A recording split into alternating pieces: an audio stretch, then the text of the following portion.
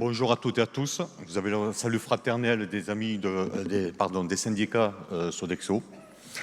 Moi, je voulais vous parler un peu de ce qui se passe dans notre boîte, dans notre secteur d'activité, puisque bien souvent, nous, on est les travailleurs de l'ombre, les oubliés, les isolés, les laissés pour compte, on va dire.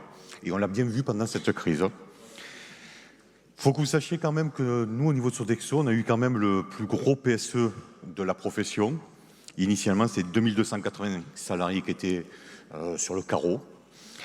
Il a fallu effectivement là-dessus qu'on fasse des négociations qui étaient assez âpres. Il a fallu qu'à un moment donné, on se batte, qu'on fasse jouer à fond la mobilité interfiliale. On remercie là-dessus la fédération.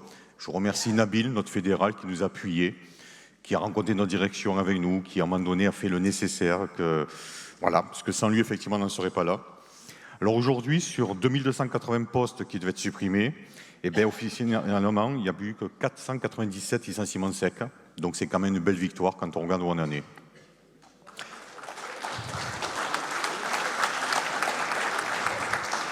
Pendant toutes ces négociations, FO était vraiment force de proposition.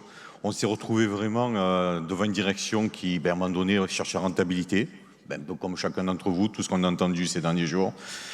Mais à un moment donné, au niveau des salariés, c'était compliqué, parce que bien souvent, nos salariés, juste pour vous le dire comme ça, 80% de nos salariés sont des familles monoparentales, bien souvent des femmes seules, qui sont entre 800 et 900 euros par mois, donc vraiment pas grand-chose.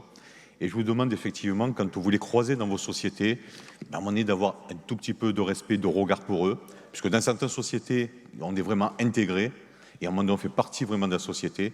Par contre, dans d'autres sociétés, on est là, on est au service, c'est tout juste si on ne claque pas des doigts, c'est je veux, j'exige et j'ai.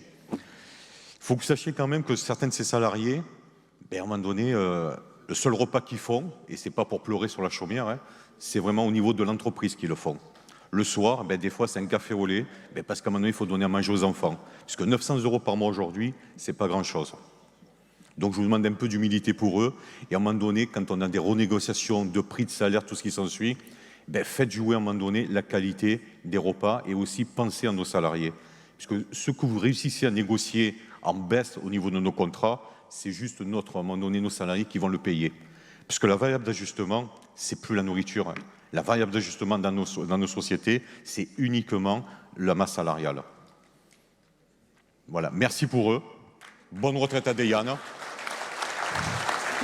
Et vive FO, vive la VGPA.